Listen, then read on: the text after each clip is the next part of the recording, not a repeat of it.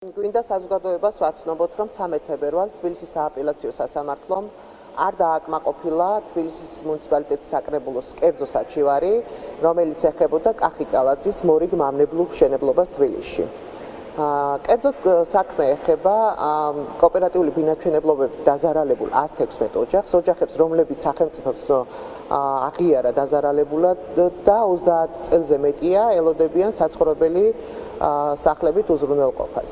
კორუფციულმა ქართულმა ოცნებამ გამოძებნა საუკეთესო ტერიტორიები ბიძინა ივანიშვილისთვის, ირაკლი ღარიბაშვილისთვის, ნოშრევა ნამორაძისთვის, ქართული ოცნების ოფისისთვის, მათი ახლობლებისთვის და ბევრი შემომწირველისთვის, მაგრამ დაზარალებულებისთვის გაიმეტა მხოლოდ და მხოლოდ გლდანში, ხევძმარას ხეობაში 16000 კვადრატული მეტრი კოლექტორზე.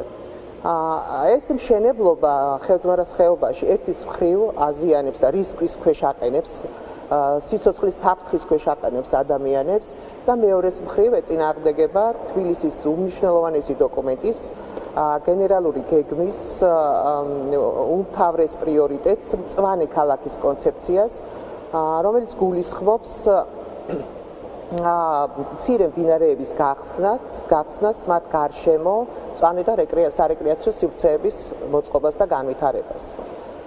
მივმართავთ კახიკალაძეს და მოვითხოვთ დაუყოვნებლივ გადაცემული იქნას ამ ადამიანებისთვის არა ხეობა და არა ხევძმარას ხეობა და ისეთი ტერიტორია, უსაფრთხო ტერიტორია, სადაც ეს ადამიანები დაზარალებულები შეძლებენ იცხოვრონ კეთილმოწყობილ გარემოში, უსაფრთხო გარემოში და არა შიშის ქვეშ.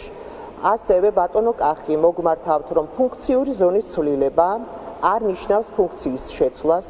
მდინარე კოლექტორში იქნება მოწვეული თუ კოლექტორს გარეთ არის მდინარე და შესაბამისად ის ფუნქციური ზონა, სარეკრეაციო ზონა, რომელიც საკრებულოზე იქნა გამოტანილი 2019 წელს და მოეხსნა ამ ტერიტორიას, დაუბრუნეთ აღნიშნულ ხეობას, ხევძმარას ხეობას, სარეკრეაციო ზონის სტატუსი და შესაბამისად განავითარეთ ფუნქციის შესაბამისად.